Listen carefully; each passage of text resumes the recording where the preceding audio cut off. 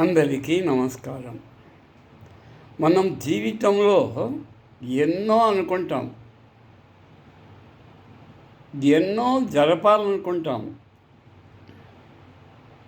అందరికంటే ముందు ఉండాలనుకుంటాం.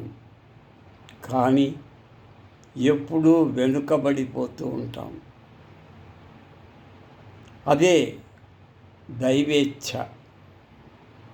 Man proposes but God disposes.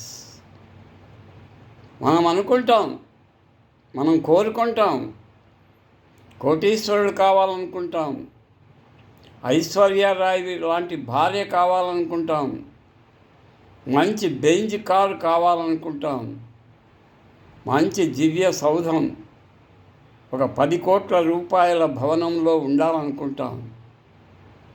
అవుతాయా? వాటికి మనము అర్హులా? అసలు ఇలా ఆలోచించడం కరెక్టా? భగవంతుడు వరం ఇస్తానంటే నీకు పూటకు గతి లేదు. ఆయన ఏమన్నాడు? ఒక పూట సంగటి తింటావా, ఒక పూట బిర్యానీ తింటావా అంటే సంగటి ఎవడు తింటాడు? బిర్యానీ కావాలనే లోకమయ్యా ఇది. కాబట్టి అత్యాశ కుదరదు.